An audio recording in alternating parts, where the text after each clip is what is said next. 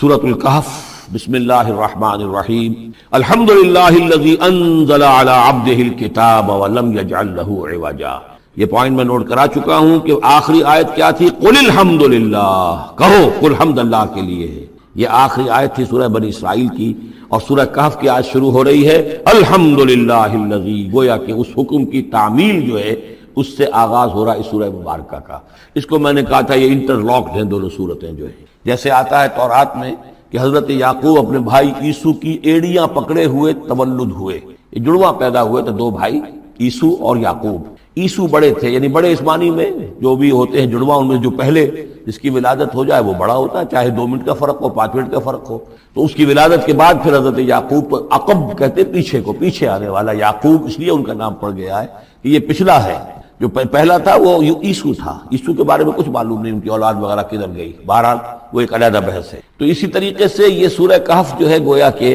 سورہ بنی اسرائیل کی ایڑیاں پکڑے ہوئے قرآن مجید میں وارد ہو رہی ہے۔ اس میں آپ دیکھیے الحمدللہ الذی انزل علی عبدہ، وہی اللہ تعالیٰ نے اللہ کے اپنے رسول کی جو نسبت ہے اس کو عبد کے نمایاں کیا ہے۔ کتاب نازل کی ولم یجعل لہ عوجا، اور اس میں کوئی کجی نہیں رکھی، قیما، سیدھی، ٹھیک ٹھیک، روشن، مبین،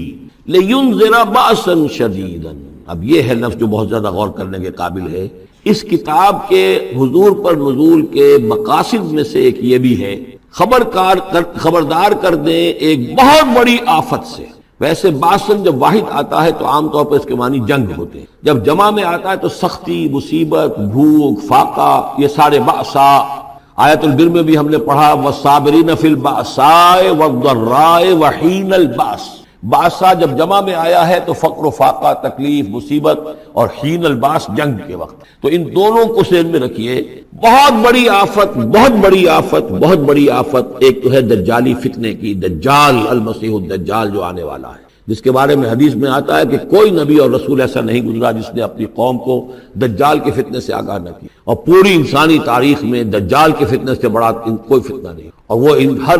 بندہ مومن کے امتحان کے لیے کڑا ترین جو ہے مرحلہ آ جائے گا، سخت ترین امتحان اس کا لیا جائے گا۔ تو یہ جو سختی ہے اس کی خبر دیتے ہوئے یہ سورہ مبارکہ نازل ہو رہی ہے، اور خاص طور پر اسے باسن اگر جنگ کے معنی میں لیں تو الملحمۃ العظمیٰ، کتاب الملاحم، جو کہ آپ دیکھیں گے احادیث کی کتابوں میں پورا باب ہے کتاب الملاحم، اور اس کا تعلق بھی دجال کے ساتھ ہے، کیونکہ پھر دجال ہی کو قتل کریں گے حضرت مسیح علیہ السلام نازل ہو کر۔ تو یہ سارا مسئلہ جو ہے اس کی خبر دینے کے لیے قیما لینذر بأسا شدیدا من لدنہ، گویا کہ یہ جو احادیث کی کتابوں میں آپ کو حدیث کے ابواب ملتے ہیں، چاہے وہ کتاب الفتن ہو اور چاہے وہ کتاب جو ہے آثار قیامہ ہے، اس طرح کے جتنے بھی ہیں، اور کتاب الملاحم ہے، یہ گویا کہ اس کی شرح ہے لینذر بأسا شدیدا من لدنہ، اور یہ ہوگا بھی خاص اللہ کی طرف سے، یہ آزمائش بھی، یہ دجال کا فتنہ بھی، یہ بہت بڑی جنگ بھی، جس کو آرمگڈون کہتے ہیں۔ کرسچین جو ٹریڈیشن ہے اس میں اس کے لیے لفظ ہے آرمگڈون، ایک بہت بڑی جنگ ہوگی۔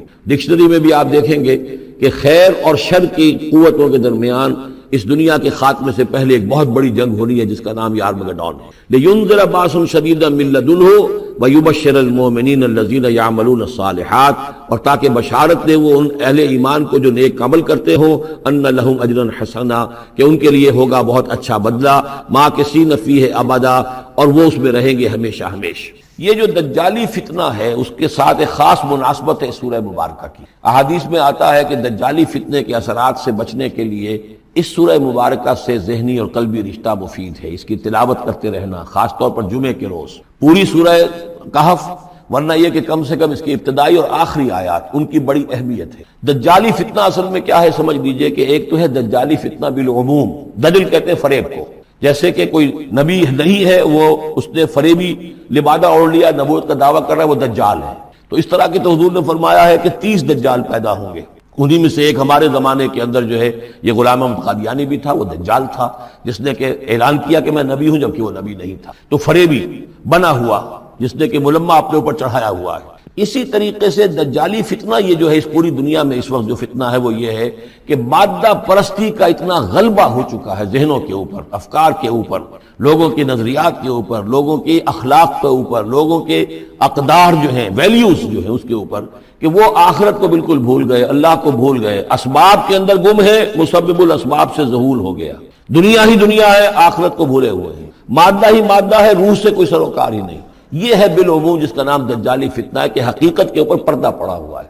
آخرت پر دنیا کا پردہ پڑا ہوا ہے۔ یہ دنیا جو ہے در حقیقت کیا ہے؟ وَمَا الْحَيَاةُ الدُّنْيَا إِلَّا مَتَاعُ الْغُرُورِ، یہ دھوکے کا سامان ہے۔ اصل زندگی کو اس نے ڈھانپا ہوا ہے، ہم نے یہ سمجھ لیا کہ زندگی یہی ہے، اسی کے لیے بھاگ دوڑ محنت صبح و شام، اسی کے مستقبل کی فکر ہے، لیکن اصل زندگی اس کی کوئی فکر ہی نہیں۔ باقی ایک دجال جو ہے جو آئے گا، وہ معاملہ احادیث کے اندر بھی بڑی طوالت کے ساتھ ہے، اور اس میں کافی پیچیدگیاں بھی ہیں، بعض چیزیں جو ہیں ایک دوسرے سے کچھ مختلف بھی ہیں، اس میں پھر اہل علم کو بہرحال مطابقت پیدا کرنی پڑتی ہے۔ میں نے جہاں تک اپنی کوشش کی ایک رائے تک میں پہنچا ہوں، لیکن ابھی میں اسے بیان نہیں کر رہا ہوں۔ بہرحال دجالی فتنے کی خبریں موجود ہیں بہت شدت کے ساتھ، اور اس صورت کا پڑھنا جو ہے اس میں بہت مفید ہے۔ اس صورت کے مضامین دجالی فتنہ بالعموم سے کیا تعلق ہے وہ تو اس ہم دورہ ترجمہ دوران کے اس کے دوران بھی آپ کو معلوم ہو جائے گا، لیکن اس کے جو خاص بڑے مباحث ہیں، خاص طور پر یہ کہ ایک ہمارے بہت بڑے عالم گزرے ہندوستان میں اس صدی کے آغاز میں، مولانا مناظر حسن گیلانی، انہوں نے اس میں باقاعدہ کتاب لکھی ہے، آپ کو مل جائے گی بازار میں بھی، اصحاب کہف کے جو کا معاملہ سورہ کہف کے مباحث ہیں ان کے۔ میں نے اس کو اپنی ایک تقریر کے اندر کسی خطاب جمعہ میں سورہ کہف کے مضامین کا خلاصہ بیان کیا تھا، جس کا عنوان ہے دنیا کی حقیقت۔ ظاہر بات ہے تفاصیل زیادہ جو ہیں وہ میرے لیے ممکن نہیں ہے کہ اس دورہ ترجمہ کے دوران بیان کر سکوں۔ وَيُنذِرَ الَّذِينَ قَالُوا اتَّخَذَ اللَّهُ وَلَدًا، اور خبردار کر دے ان لوگوں کو جنہوں نے کہا کہ اللہ نے بیٹا بنایا۔ یہ ساری دجالیت جو ہے اس کی جڑ کیا ہے؟ مسیحیت، جو موجودہ مسیحیت ہے، جو حقیقت میں مسیحیت نہیں ہے، پولزم ہے، جس کی بنیاد تثلیث پر ہے کہ اللہ کا بیٹا بنا دیا حضرت مسیح علیہ السلام کو، اور انہیں کفارہ بنا دیا تمام جو بھی مان لے ان کو ان کے گناہوں کا، پیش کی معافی ہے ان کے گناہوں کی جو حضرت مسیح پر ایمان لے آئے، اور نمبر 3 شریعت ساخت کر دی، اور نمبر 4 سارا اختیار جو ہے وہ پوپ کے ہاتھ میں دے دیا گیا کہ تم جو چاہو جس چیز کو چاہو حلال کرو، جس چیز کو چاہو حرام کر دو۔ ان چیزوں نے مل کر نفس مذہب کو اس قدر قابل نفرت شے بنا دیا کہ یورپ کے عوام کے اندر مذہب کے خلاف شدید نفرت پیدا ہو گئی۔ چنانچہ اس کے بعد جب مسلمانوں کے زیر اثر وہاں پر علم پھیلا ہے، ہسپانیہ کی یونیورسٹیوں سے علوم اور فنون جو ہیں یہ فرانس اور اٹلی اور جرمنی کے نوجوان آتے تھے، اور وہاں آ کر وہ قرطبہ اور غرناطہ اور طلیطلہ کی یونیورسٹیوں سے پڑھ کر جاتے تھے، تو ان کے زیر اثر جو ایک ریفرمیشن شروع ہوئی، اصلاح مذہب، اور ایک رینائسنس، تحریک احیاء العلوم، وہ جو اصل تو تحریک تھی اس بات کی کہ انسان علم کی طرف دوبارہ رجوع کرے، لیکن یہ کہ وہ علم جب آگے بڑھا ہے تو وہاں پہ عیسائیت کے خلاف جو رد عمل تھا اس کی وجہ سے اس میں مذہب کی دشمنی جو ہے اس تحریک کے اندر خود بخود شامل ہو گئی۔ تو مذہب سے بیزاری، روحانیت کا انکار، آخرت سے بالکل بے پرواہی اور اس کا بھی انکار، اور خدا ہے یا نہیں ہے اس سے کوئی سروکار نہیں، یہ جو اس تہذیب کے اصل میں اثرات بنے ہیں سارے، یہ اسی غلطیوں کا یہ اثرات ہیں، نتائج ہیں کہ جو عیسائی مذہب کے اندر جو یہ تحریفات کر کے جو غلطیاں کی گئی، اس کو یہاں کہا گیا ہے کہ ان لوگوں نے کہ جنہوں نے یہ عقیدہ ایجاد کیا، ما لہم بہ من علم، ان کے پاس اس کے لیے کوئی علمی سند نہیں ہے، ولا لآبائہم، نہ ان کے آباء و اجداد کے پاس کوئی سند تھی، کبرت کلمۃ تخرج من افواہہم، بہت بڑی بات ہے جو ان کے منہ سے نکل رہی ہے، بہت بڑی گستاخی ہے جو یہ اللہ تعالیٰ کی شان میں کر رہے ہیں، ان یقولون الا کذبا، یہ نہیں کہہ رہے مگر جھوٹ، سراسر سیدھا سفید جھوٹ بول رہے ہیں۔ فَلَعَلَّكَ بَاخِعٌ نَفْسَكَ عَلَىٰ آثَارِهِمْ، تو اے نبی شاید کہ آپ اپنے آپ کو ہلاک کر لیں گے ان کے جو اثرات پڑنے والے ہیں، عیسائیت کے اس غلط عقیدے کے جو نتائج برآمد ہوئے ہیں، جب یہ نتائج ظاہر ہوں گے تو وہ اتنے سنگین ہوں گے، فَلَعَلَّكَ بَاخِعٌ نَفْسَكَ، کہ ان کے احساس سے اور ان کے ادراک سے شاید کہ آپ اپنے صدمے سے اپنے آپ کو ہلاک کر لیں۔ إِن لَّمْ يُؤْمِنُوا بِهَٰذَا الْحَدِيثِ أَسَفًا، اگر یہ لوگ اس حدیث پر، اس قرآن پر، یہ بات جو بتائی جا رہی اس پر ایمان نہ لائے، اس پر ایمان نہ لائے، اپنے اس غلط عقیدے پر قائم رہے، اس غلط مذہب کو انہوں نے برقرار رکھا، تو اس کا جو رد عمل ہوگا نوع انسانی پر، اور اس سے تاریخ انسانی اور انسانی ثقافت جس غلط رخ پر پڑے گی، جو دجالیت کا فتنہ اسے جنم لے گا، ان تمام چیزوں کے اثرات سے شاید آپ کو اتنا صدمہ ہو کہ فَلَعَلَّكَ بَاخِعٌ نَفْسَكَ عَلَىٰ آثَارِهِمْ إِن لَّمْ يُؤْمِنُوا بِهَٰذَا الْحَدِيثِ أَسَفًا إِنَّا جَعَلْنَا مَا عَلَى الْأَرْضِ زِينَةً لَّهَا، ہم نے زمین کے اوپر جو کچھ ہے اسے اس کا گہنا بنا دیا ہے، بناؤ سنگھار بنا دیا ہے، زینت بنا دیا ہے۔ یہ آپ نوٹ کر لیجئے، لفظ زینت اور زمین میں اس کی زیبائش اور آرائش، یہ اس سورہ مبارکہ کا عمود ہے، یعنی اس کو اتنا کھبا دیا ہے نگاہوں میں اللہ نے کہ آخرت سے خود بخود انسان غافل ہو جاتے. یہ پردہ پڑ گیا ہے، چمک دمک ہے، یہ کاریں ہیں، یہ بلڈنگیں ہیں، یہ کوٹھیاں ہیں، یہ عالیشان عمارتیں ہیں، یہ کیا کچھ اس کی جو یوں سمجھیے پومپ اینڈ شو جو ہے اس وقت دنیا کا. اور ظاہر بات ہے امریکہ میں جا کر دیکھیے تو جو کچھ یہاں دیکھ رہے ہیں اس سے 10 گنا 100 گنا 1000 گنا آپ کو نظر آئے گا. عقلیں دنگ ہو جاتی ہیں. نتیجہ کیا نکلتا ہے کہ انسان یہ سمجھتا ہے کہ اصل شے یہی مادہ ہی ہے، اصل ہدایت پہ یہی لوگ ہیں، یہی لوگ ہیں صحیح معنی میں کہ جنہوں نے واقعتاً علم حاصل کیا ہے. لہذا ان کی غلط تہذیب، ان کا غلط تمدن، ان کے تمام غلط ثقافت کے معاملات کی بھی ہم اسی طریقے سے پیروی کر رہے ہیں. یہ سارا مسئلہ جو ہے وہ اس لیے ہے کہ یہ چمک دمک دنیا کی جو زیبائش اور آرائش اس سے ہم متاثر ہیں. انا جعلنا ما علی الارض زینۃ اللہ، جو کچھ زمین کے اوپر ہے اسے ہم نے اسے اس کے لیے بناؤ سنگھار بنا دیا. لنبلوہم، تاکہ ہم آزمائیں ان کو، ایہم احسن عملا، کون ہے ان میں سے اچھے عمل کرنے والا. یعنی اب یوں دیکھیے وہ شعر جو ایک ہے، اگرچہ ذرا تھوڑا سا شان باری تعالیٰ کے اعتبار سے تو شاید اتنا مناسب نہ ہو، لیکن یہ کہ مفہوم کو ادا کرتا ہے کہ رخ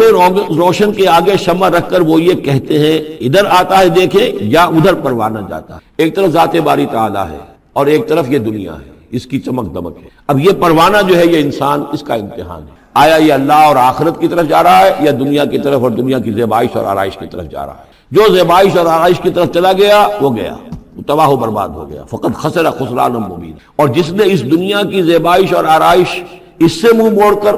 وہ جو حقیقت جو اصل حسن ازلی ہے اللہ تعالیٰ کا اور اس کا جو جلال اور کمال ہے اور جو آخرت کی نعمتیں ہیں ان کو اختیار کر لیا، وہ کامیاب ہو گیا. تو امتحان اتنا ہی ہے کہ رخ روشن کے آگے شمع رکھ کر وہ یہ کہتے ہیں ادھر جاتا ہے دیکھیں یا ادھر پروانہ آتا ہے. وَإِنَّا لَجَاعِلُونَ مَا عَلَيْهَا صَعِيدًا جُرُزًا، اور یہ کہ جو کچھ بھی اس پر ہے ہم ایک وقت آئے گا کہ اس کو بنا کر رکھ دیں گے جیسے کہ میدان جس میں سے کہ فصل کاٹ لی گئی ہو. جب قیامت ہوگی کیا ہوگا یہاں پر اسی زمین کو؟ نہ یہاں پہ کوئی وہ پہاڑ رہ جائیں گے کوٹ کوٹ کر چپٹی کر دی جائے گی، نہ یہ آپ کے پاس جو ہیں وہ اسکائی اسکریپرز رہ جائیں گے، نہ یہ اعلیٰ شان عمارتیں ہوں گی. کچھ نہیں ہوگا، یہ سب برابر ہوگا جیسے کہ کسی کھیت کے اندر فصل کاٹ دی جاتی ہے تو اب وہ پڑا ہوتا ہے ویران. وَإِنَّا لَجَاعِلُونَ مَا عَلَيْهَا صَعِيدًا جُرُزًا، ہم اسے کر کے چھوڑیں گے ایسا کھیت کہ جہاں پر چورا پڑا ہوا ہو، صرف بچا کھچا جو ہے وہ اس کا توڑی کا اور کچھ نہ ہو. ام حسبت ان اصحاب الکہف والرقیم کانوا من آیاتنا عجبا. اب یہاں سے اصحاب کہف کی بات شروع ہو رہی ہے کیونکہ پوچھوایا تھا یہودیوں نے اصحاب کہف کون تھے. کیا تم سمجھتے ہو کہ اصحاب الکہف والرقیم، رقیم جو ہے ان کی تختی تھی ایک جس کے اوپر ان کے حالات لکھ کر جو ان کے ایک جو کہف تھی ان کی غار جو تھی اس کے اوپر لگا دی گئی تھی، تو انہیں اصحاب الکہف بھی کہتے ہیں اصحاب الرقیم بھی کہتے ہیں. یہ دونوں انہی ایک ہی گروہ کے نام ہیں. کیا وہ تمہارے خیال میں ہماری بڑی عجیب آیات میں سے تھا؟ یعنی واقعتاً بات تو غیر معمولی تھی، لیکن حقیقت میں ہمارے ہاں تو ہماری تخلیق میں ہماری صنائی میں اس سے ہزاروں گنا زیادہ عجیب باتیں ہوتی ہیں. ہمارے لیے تو وہ کوئی شے ہے ہی نہیں کسی بھی درجے میں، تم سمجھتے ہو کہ شاید وہ بہت بڑی بات ہے. یہ سابق کہف کا جو قصہ ہے اب میں سمجھتا ہوں کہ پورے وثوق کے ساتھ ہم کہہ سکتے ہیں کہ یہ قصہ کیا تھا. دیکھیے جب حضرت مسیح علیہ السلام آئے ہیں تو یہ پورا علاقہ جو ہے فلسطین کا اور یہاں پہ جو آپ نے تبلیغ کی ہے تو یہ اس وقت رومن امپائر کا ایک حصہ تھا. اگرچہ مقامی طور پر ایک لوکل بادشاہ جو تھا یہودی وہاں پر حکومت کر رہا تھا، لیکن وہ پپٹ تھا. اصل میں تو حکومت جو تھی رومیوں کی، جو رومی تھے بت پرست. اور اس کے بعد چونکہ انہوں نے بغاوت کی، حضرت مسیح تو اٹھا لیے گئے سن 30 عیسوی کے آس پاس یا 33 عیسوی کے آس پاس، لیکن اس کے بعد جو ہے ان یہودیوں نے بغاوت کی رومیوں کے خلاف، جس کے نتیجے میں سن 70 عیسوی میں ٹائٹس رومی نے تو ان کی حکومت بھی ختم کی اور بیت المقدس کو برباد کیا، یروشلم کو تباہ کیا، 1,33,000 یہودیوں کو قتل کیا اور ان کو بھیج دیا، نکال دیا وہاں سے باہر. اس وقت کا معاملہ یہ ہے کہ اب کوئی اکے دکے جو بھی رہ جاتے تھے یہاں پر، کوئی یہودی یا عیسائی، یہودیوں کو تو نکال دیا، عیسائی رہ گئے، لیکن عیسائیوں پر بھی بہت ظلم ہوتا تھا. یہ موحد تھے، حضرت عیسیٰ کے ماننے والے، وہ بت پرست تھے. تو اس زمانے میں کہیں بادشاہ کوئی تھا ڈیسیس یا دقیانوس جس کو کہتے ہیں، اس کے زمانے میں کچھ جو عیسائی تھے حضرت عیسیٰ پر ایمان رکھنے، آج کے عیسائیوں پر قیاس نہ کیجئے، جو نصارہ تھے حضرت عیسیٰ کو ماننے والے جو موحدین تھے، ان میں سے کچھ نوجوانوں کی پیشی ہوئی بادشاہ کے دربار میں. انہوں نے کہا کہ تم اپنے نئے دین سے اگر باز نہیں آؤ گے، اتنے دن کی مہلت تمہیں دی جا رہی ہے تو تمہیں سولی چڑھا دیا جائے گا، بس مہلت دی جا رہی ہے، جاؤ غور کر لو، سوچ لو. ان لوگوں نے آ کر سوچا کہ اب نہ تو ہمارے لیے یہ ممکن ہے کہ ہم مقابلہ کر سکیں، چلو کسی غار میں چھپ جاتے ہیں. دیکھیں اللہ تعالیٰ کیا کرتا ہے ہمارے لیے. وہ ایک غار میں جا کر چھپ گئے اور غار میں جا کر چھپے ہیں تو اللہ نے انہیں وہاں پر سلا دیا، موت تاریخ سلا دیا۔ اللہ کروٹ بھی بدلواتا رہا، ان کے لیے سارا کچھ بندوبست کیا، اللہ کی قدرت میں تھا۔ حضرت عزیر کو 100 برس کے لیے مار دیا تھا، موت کے بعد ان کو دوبارہ زندہ کر دیا۔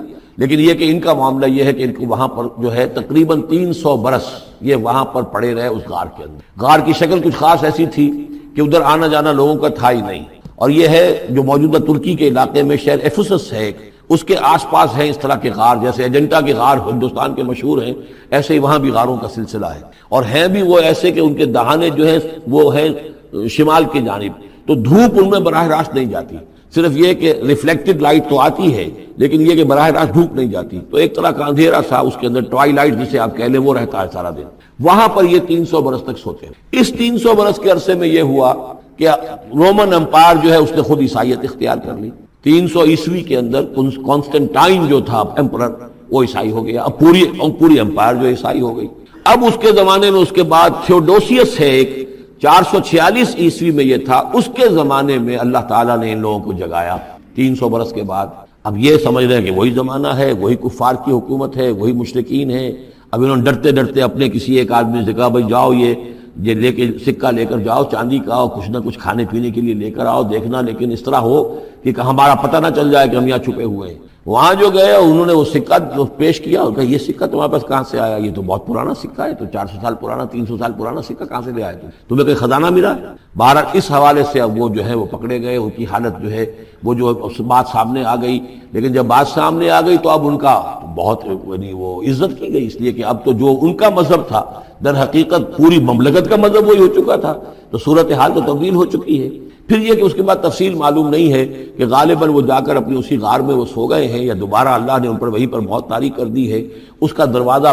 بند کر کے اور اس پر ایک تختی لگا دی گئی ہے۔ یہ اصحاب کہف ہے۔ گبن کی جو ہے decline and fall of Roman empire, اس میں بھی یہ 7 سلیپرز،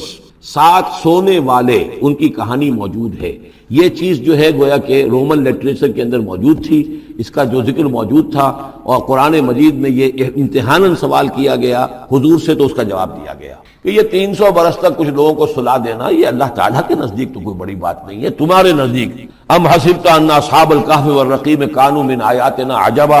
اذ ابى الفتية الى الکہف، جبکہ وہ نوجوان آئے اپنے اس غار میں، فقالوا، اور انہوں نے کہا ربنا آتنا من لدنک رحمتا، پروردگار اب خاص اپنے خزانہ فضل سے ہمارے لیے رحمت کا بندوبست فرما، وہیئ لنا من امرنا رشدا، اور ہمارے لیے ہمارے معاملے کے اندر جو ہے وہ کوئی عافیت کا بندوبست فرما، فضربنا علی اذانہم، تو ہم نے تھپکی دے دی ان کے کانوں پر، فی الکہف سنین عددا، اسی وہ غار کے اندر جو ہے وہ سوتے رہے کئی سال۔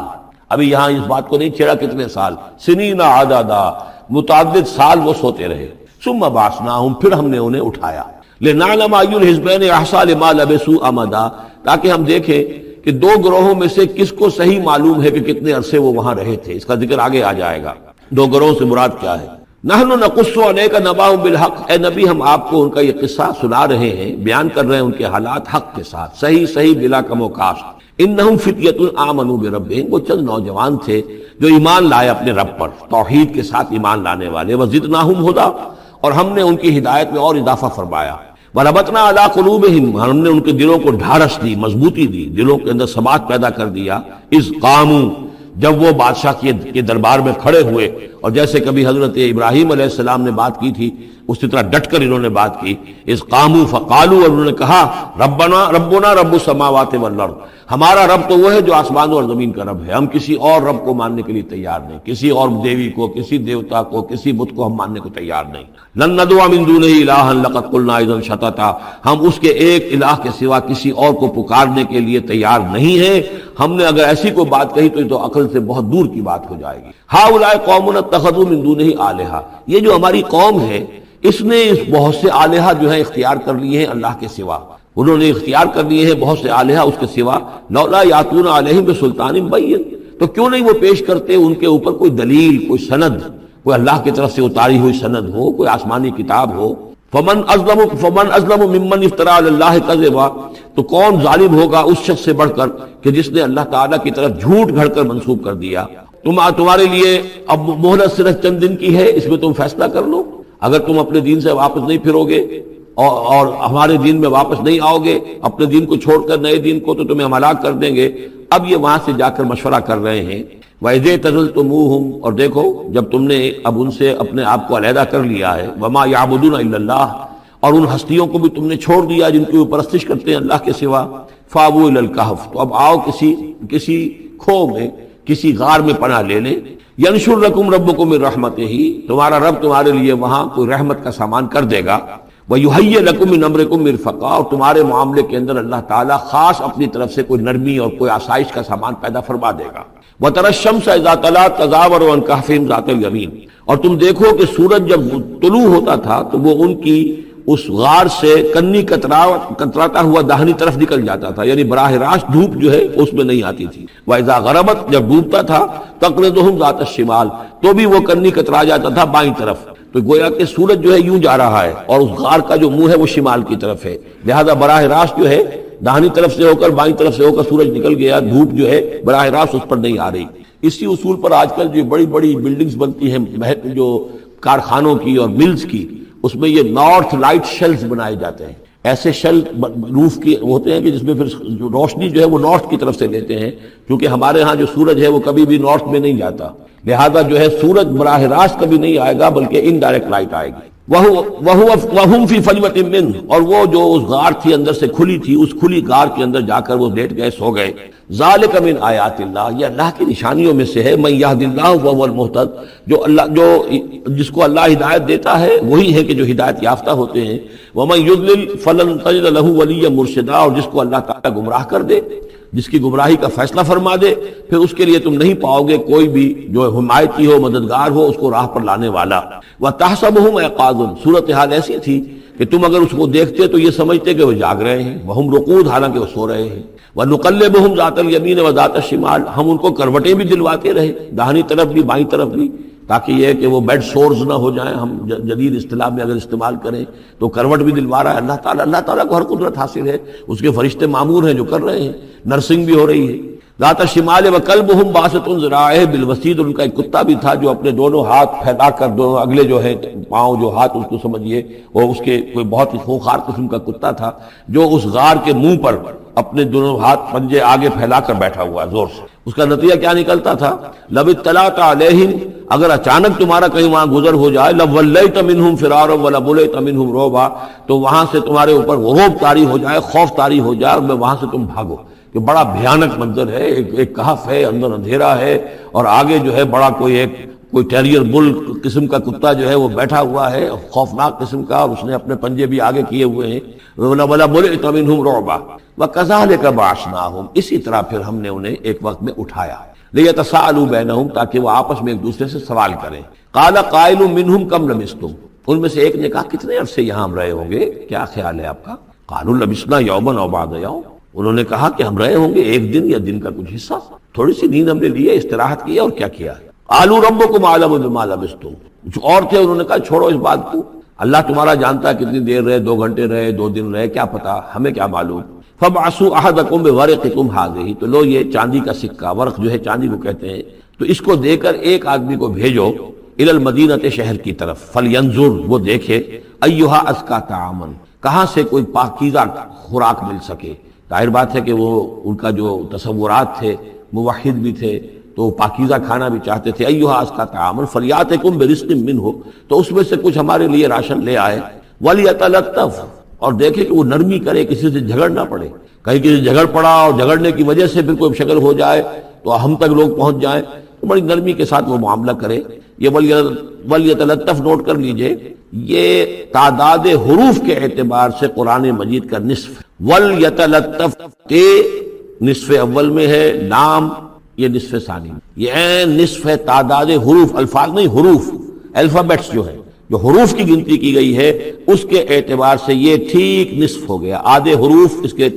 تا پر پورے ہو گئے اور بقیہ آدھے جو ہیں شروع ہو رہے ہیں لام سے۔ وَلْيَتَلَطَّفْ، اور نرمی کا معاملہ رکھے، وَلَا يُشْعِرَنَّ بِكُمْ أَحَدًا، اور ایسا نہ ہو کہ وہ ہمارے اوپر متنبع کر دے، لوگوں کو مطلع کر دے، اس کا ذریعہ بن جائے۔ ان یظہروا علیکم، اگر وہ تمہارے اوپر غالب آ گئے اور قابو پا لیا انہوں نے تم پر، یرجموکم، یا تو تمہیں رجم کر دیں گے، اب سنسار کر دیں گے، او یعیدوکم فی ملتہم، یا تمہیں مجبور کریں گے اور اپنی ملت میں، اپنے دین میں وہ واپس لے جائیں گے، ولن تفلحوا اذا ابدا، اور اگر ایسا ہو گیا تو پھر ہمیشہ تم فلاح سے دور ہو جاؤ گے، پھر نہیں پا سکو گے فلاح کبھی بھی۔ وَكَذَلِكَ أَعْثَرْنَا عَلَيْهِمْ، اس طرح ہم نے مطلع کر دیا ان لوگوں پر، یعنی اب وہاں کے لوگوں نے، شہر کے لوگوں کو مطلع ہو گئے کہ یہ لوگ،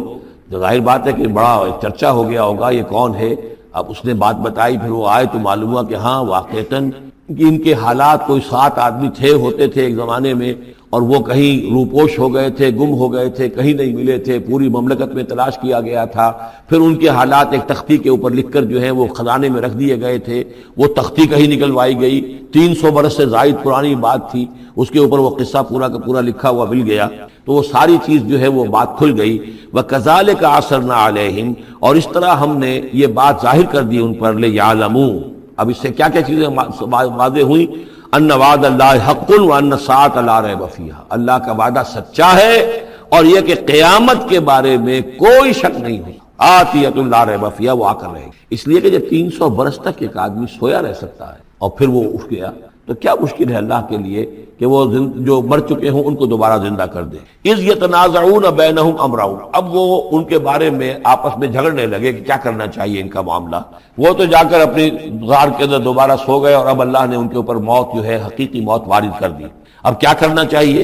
اذ یتنازعون بینہم امرہم، تو انہوں جب کہ وہ آپس میں جھگڑ رہے تھے، فقالوا ابنوا علیہم بنیانا، کچھ لوگوں نے کہا کہ یہاں پہ ایک یادگار تعمیر کر دی جائے، ایک عمارت تعمیر کی جائے، معلوم ہو کہ یہاں اتنا بڑا واقعہ ہوا ہے تو اس کے پاس ایک یادگار تعمیر ہو۔ ربہم اعلم بہم، ان کا رب ان سے اب بہتر واقف ہے۔ قال الذین غلبوا علی امرہم، تو جن لوگوں کی بات مانی گئی، جو غالب آئے اپنی رائے کے اعتبار سے، انہوں نے یہ کہا لنتخذن علیہم مسجدا، کہ اب ہم یہاں پر ایک مسجد تعمیر کریں گے ان کی یاد میں۔ اب یہاں تک کا واقعہ بیان کر کے فرمایا سیقولون ثلاثۃ رابعہم کلبہم، یہ لوگ کہیں گے کہ وہ 3 تھے اصحاب کہف اور چوتھا تھا ان کا کتا۔ وَيَقُولُونَ خَمْسَةٌ سَادِسُهُمْ كَلْبُهُمْ، اور کچھ یہ کہیں گے کہ نہیں وہ 5 تھے اور چھٹا تھا ان کا کتا، رجمم بالغیب۔ یہ ساری باتیں جو یہ کہہ رہے ہیں یہ اندھیرے کے اندر تامکٹوئیاں ہیں، یہ تیر تکے چلا رہے ہیں اندھیرے کے اندر۔ وَيَقُولُونَ سَبْعَةٌ وَثَامِنُهُمْ كَلْبُهُمْ، اور ان میں سے کچھ وہ بھی ہیں جو کہتے ہیں کہ وہ 7 تھے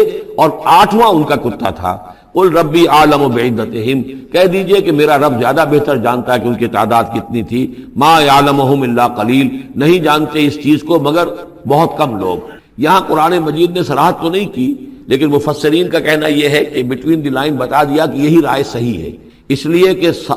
ثلاثۃ رابعہم کلبہم، خمسۃ سادسہم کلبہم، درمیان میں واو نہیں ہے، لیکن سبعۃ وثامنہم کلبہم اس کے اندر جو ہے زور ہے۔ دوسرے یہ کہ جب وہ جاگے تھے تو ایک نے سوال کیا تھا کتنے دن ہم رہے ہوں گے، پھر جواب میں 3 نے کہا تھا 1 دن یا اس کا کچھ حصہ، اس لیے کہ 3 سے کم پر جمع کا اطلاق نہیں ہو سکتا۔ قالو جو ہے صیغہ جمع کا ہے، 3 سے کم پر نہیں، 2 ہوتے تو قالا ہوتا۔ اسی طریقے سے پھر جنہوں نے یہ کہا کہ چھوڑو اس مسئلے کو اور کسی کو بھیجو کھانا لانے کے، وہ بھی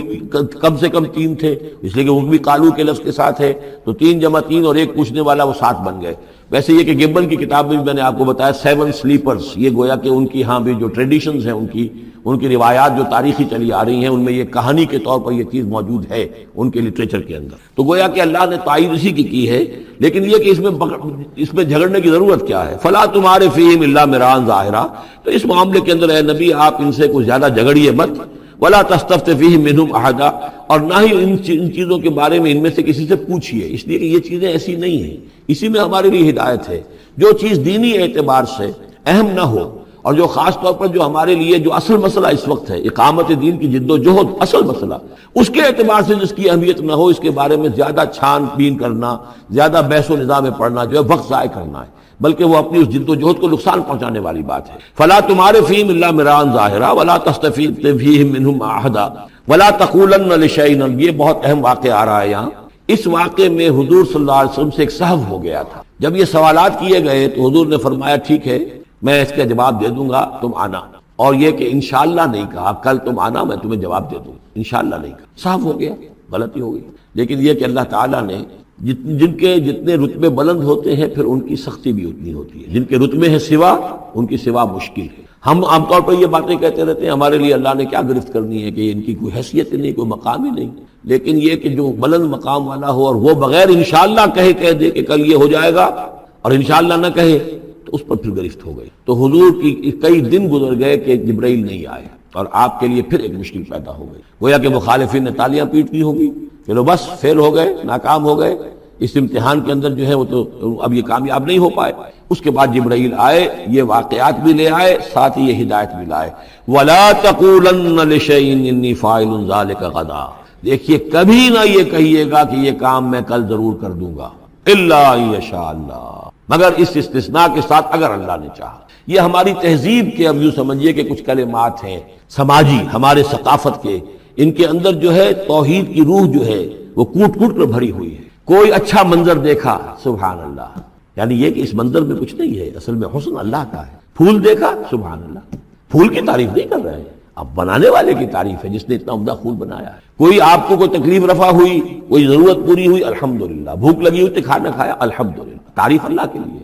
کوئی چیز آپ اپنے گھر میں داخل ہوئے، منظر اچھا لگا، بچے کھیل رہے ہیں، بڑا اچھا ماحول ہے، کہیے ماشاءاللہ ماشاءاللہ، جو اللہ کو پسند، یہ جو کچھ ہے وہ اللہ کی مشیت سے، یہ کوئی میری صلاحیت سے، میری قوت سے تو نہیں ہے۔ اسی طرح سے کوئی کام کرنا، انشاءاللہ میں یہ کام کرنا تو چاہتا ہوں، ارادہ تو ہے، لیکن ظاہر بات ہے کہ اللہ تعالیٰ کی مشیت کے بغیر، اللہ کی مرضی اور اذن کے بغیر تو نہیں ہو سکتا۔ تو یہ بھی گویا کہ، اور یہ سارے کلمات اس صورت میں آپ کو مل جائیں گے، ماشاءاللہ،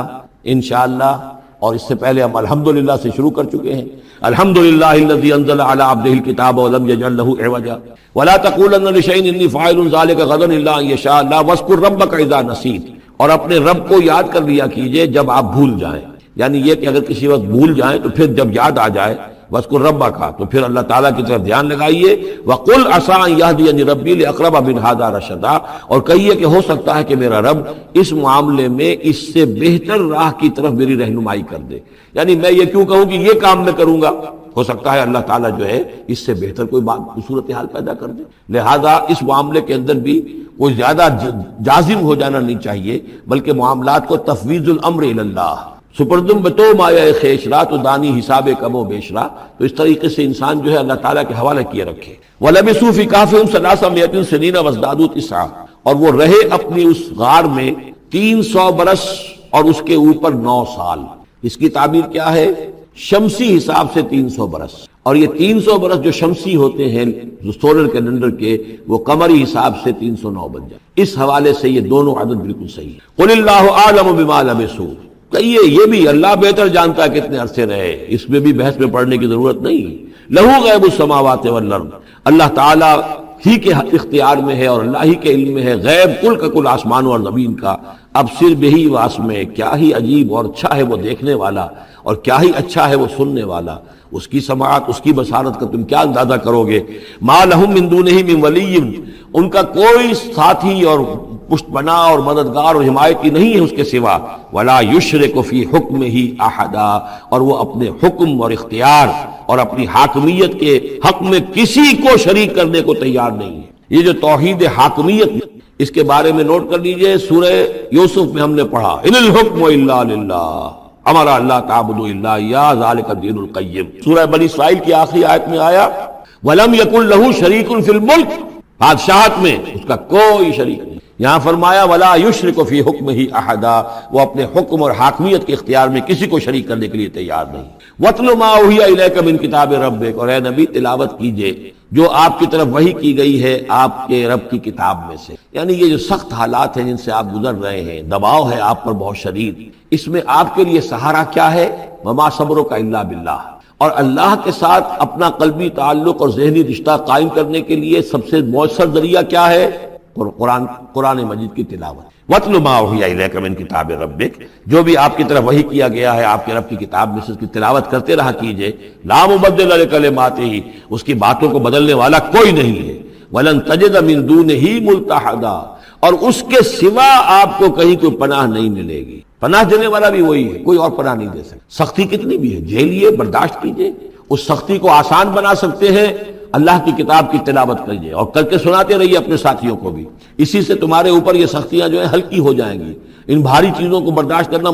آسان ہو جائے گا۔ لیکن جان لیجئے پناہ ملے گی تو اللہ کے دامن میں۔ لن تجد من دونہ ملتحدا واصبر نفسک مع الذین یدعون ربهم بالغداۃ والعشی، اور اپنے آپ کو روکے رکھیے اور صبر کیجیے ان لوگوں کے ساتھ جو اپنے رب کو پکارتے ہیں صبح و شام۔ یہ اگرچہ غرباء میں سے ہیں، یہ بلال ہیں، یہ عبداللہ ابن ام مکتوم ہیں، یہ نابینا ہیں، یہ ابو فقی ہیں، یہ غلام ہیں، یہ عمار ہیں، اور یہ اسی طریقے سے خباب ہیں، لوہار ہیں۔ یہ لوگ جو ہیں آپ ان کی اس رفاقت کو غنیمت سمجھیے۔ وَاصْبِرْ نَفْسَكَ مَعَ الَّذِينَ يَدْعُونَ رَبَّهُم بِالْغَدَاةِ وَالْعَشِيِّ يُرِيدُونَ وَجْهَهُ، وہ اللہ کی رضا کے طالب ہیں، طلبگار ہیں، اللہ سے محبت کرنے والے ہیں۔ وَلَا تَعْدُ عَيْنَاكَ عَنْهُمْ، اور دیکھیے آپ کی نگاہیں ان سے ہٹ کر ادھر نہ جائیں جن کے پاس دولت ہے۔ عنہم ترید زینت الحیات الدنیا، کہیں آپ کی نگاہ ادھر نہ جائے جہاں زیبائش ہے، آرائش ہے، دنیا کی چمک دمک ہے، دولت ہے۔ آپ ولید بن مغیرہ کی طرف تو متوجہ ہوں اور عبداللہ ابن ام مکتوم کی جانب نہ ہو، معاذ اللہ ایسا نہ کی۔ یہ بالکل وہی بات ہے جو ہم سورہ ہجر میں بھی پڑھ چکے ہیں، وَلَا تَمُدَّنَّ عَيْنَيْكَ إِلَىٰ مَا مَتَّعْنَا بِهِ أَزْوَاجًا مِّنْهُمْ زَهْرَةَ الْحَيَاةِ الدُّنْيَا، یہ جو بھی ہم نے ان کو دے رکھا ہے دنیا کا ساز و سامان، چمک دمک، اس کی طرف آپ کی نگاہیں نہ اٹھے۔ وَلَا تَعْدُ عَيْنَاكَ عَنْهُمْ، آپ کی نگاہیں ان سے ہٹ کر، انہیں نظر انداز کر کے ان لوگوں کی طرف نہ متوجہ ہو جائیں۔ ترید زینت الحیات الدنیا، تو کیا آپ بھی دنیا کی، کہ لوگوں کو یہ گمان ہونے لگے، شک ہو جائے کہ آپ کی نگاہ میں بھی دنیا کی زینت کا جو ہے بہت اس کی اہمیت ہے۔ وَلَا تُطِعْ مَنْ أَغْفَلْنَا قَلْبَهُ عَنْ ذِكْرِنَا، اور مت بات مانیے اس کی جس کے دل کو ہم نے اپنی یاد سے غافل کر دیا ہے۔ وَاتَّبَعَ هَوَاهُ، اور جو اپنی خواہش نفس کی پیروی کر رہا ہے۔ وَكَانَ أَمْرُهُ فُرُطًا، اور اس کا کام جو ہے وہ اعتدال سے بہت ادھر ادھر ہو گیا ہے۔ وَقُلِ الْحَقُّ مِن رَّبِّكُمْ فَمَن شَاءَ فَلْيُؤْمِنْ وَمَن شَاءَ فَلْيَكْفُرْ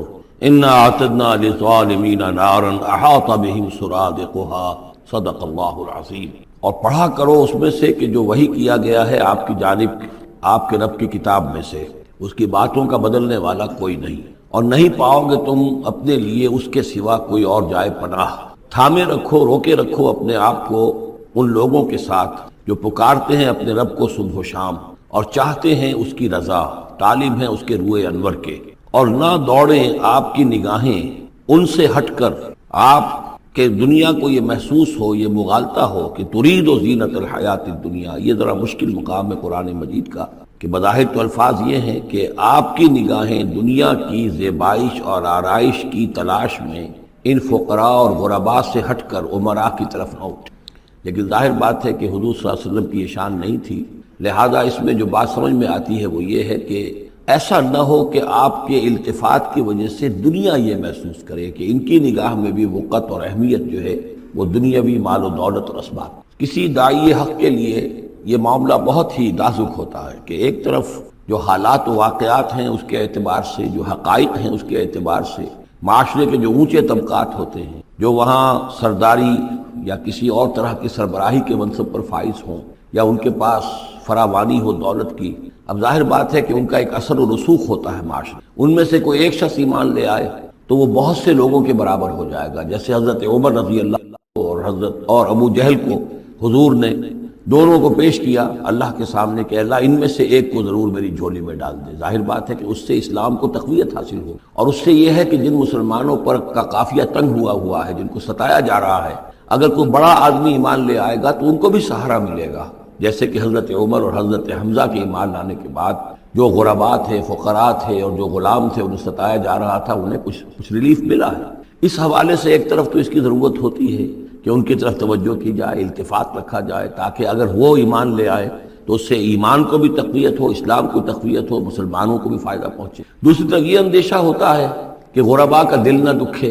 تیسری طرف یہ کہ لوگ یہ نہ سمجھیں کہ یہ بھی زیادہ جو ہے مدارات کرتے ہیں اور زیادہ التفات کرتے ہیں امراء کی طرف، اہم لوگوں کی طرف، گویا کہ ان کی نگاہوں میں بھی دنیا کی انہی چیزوں کی وقت ہے، انہی چیزوں کی اہمیت ہے۔ تو یہ تین طرف کے چیز سمجھیے کہ یہ چکی دو پارٹوں والی نہیں، تین پارٹوں والی ہے، کہ جس میں کوئی داعی جو ہوتا ہے وہ اس مخبصے میں آ جاتا ہے کہ ایک طرف تقاضا یہ ہے خود تحریک کا، دعوت کا، اس جد و جہد کا، اس کے تقاضے یہ ہیں کہ ان کی طرف التفات ہو، ان کی طرف توجہ کی جائے تاکہ ان میں سے کچھ لوگ ایمان لے آئیں تو کام میں سہولت حاصل ہو، مدد حاصل ہو، لیکن دوسری طرف یہ منفی دو اثرات بھی موجود ہیں۔ تو اس کے مابین جو ہے حکم دیا جا رہا ہے حضور صلی اللہ علیہ وسلم کو کہ بہرحال آپ یہ احتیاط کیجئے کہ یہ تاثر نہ ابھرنے پائے کہ محمد کے نزدیک بھی صلی اللہ علیہ وسلم اصل اہمیت جو ہے وہ دولت مند لوگوں کی۔ ولا تطع من اغفلنا قلبه عن ذکرنا، اور مت کہنا مانیے ان لوگوں کا، یہ جیسا کہ میں نے بارہا عرض کیا ہے کہ دباؤ پڑ رہا تھا سرداران قریش کی طرف سے کہ کچھ ہماری بات مان لیجئے، کچھ ہم آپ کی مان لیں گے۔ تو یہاں گویا کہ اس پہ پھر متنبہ کیا جا رہا ہے کہ جن لوگوں کو دلوں کو ہم نے اپنی یاد سے غافل کر دیا ہے، محروم کر دیا ہے، آپ ان کی باتیں سنیں بھی مت، ان کی طرف دھیان بھی مت دیجیے۔ ولا تطع من اغفلنا قلبه عن ذکرنا واتبع هواه وكان امره فرطا وقل الحق من ربكم۔ یہ جو مضمون ابھی ہم نے دوبارہ پڑھا ہے، اس کو آپ دیکھیں گے کہ یہ 21ویں پارے کی آغاز میں پھر دوبارہ آئے گا کہ جب بھی شدید کشاکش کا دور آیا ہے تو اس میں یہی ہدایات اللہ تعالیٰ کی طرف سے آئی ہیں حضور کو اور حضور کی وساطت سے تمام اہل ایمان کہ قرآن مجید کے ساتھ تمسک جو ہے اور مضبوط کرو، قرآن مجید کے ساتھ اپنے تعلق کو اور گہرا کرو، اور اس کو پڑھنا اور اس کا جو ہے اس کے ساتھ جو ہے اپنے اوقات کا بسر کرنا، اس میں اور اضافہ کرو، اسی سے تم ان شدائد اور مصائب کا مقابلہ کر سکو۔ وَقُلِ الْحَقُّ مِن رَبِّكُمْ، اور کہہ دیجئے یہ حق ہے میرے رب کی طرف، تمہارے رب کی طرف سے جو میں پیش کر رہا ہوں۔ فَمَن شَاءَ فَلْيُؤْمِنْ وَمَن شَاءَ فَلْيَكْفُرْ، تو اب جو چاہے ایمان لائے، جو چاہے کفر کرے۔ یہ بالکل وہی بات ہے جو سورۃ الدہر میں کہی گئی ہے کہ اما شاکرا و اما کفورا، ہم نے پورا اختیار دے دیا، انا ہدیناہ السبیل اما شاکرا و اما کفورا، یہ اختیار ہم نے انسان کو دیا ہے، چاہے شکر گزار بندہ بنے، چاہے کفران نعمت کی روش اختیار کرے۔ تو یہاں انداز یہ ہے کہ آپ ان کفار سے کہہ دیں کہ میں دعوت پیش کر رہا ہوں، اب تمہیں ایمان لانا ہے لاؤ، کفر کرنا ہے کفر کرو، لیکن بین کی کوئی بات نہیں ہو سکتی، کوئی گیو اینڈ ٹیک، کوئی جو ہے کمپرومائز یہ ممکن نہیں ہے۔ قل الحق من ربکم، ٹیک اٹ اور لیو اٹ، یہ حق ہے تمہارے رب کی طرف سے، چاہے اسے چھوڑ دو تو پورے کو چھوڑنا ہوگا، قبول کرنا ہے تو پورے کو کرنا ہوگا۔ فمن شاء فلیؤمن ومن شاء فلیکفر، انا اعتدنا للظالمین نارا، ہم نے ظالموں کے لیے، کافروں کے لیے، مشرکوں کے لیے آگ تیار کر رکھی ہے، احاط بہم سرادقھا، اس کی قناتیں ان کا احاطہ کر لیں گی، وہ قناتوں کی شکل میں آگ ہوگی، ان کو گھیرے میں لے لیں گی۔ وَإِن يَسْتَغِيثُوا، اور اگر وہ پیاس سے جہاں بلب ہو کر پانی مانگیں گے، یغاثوا بماء کالمہل یشفی الوجوہ،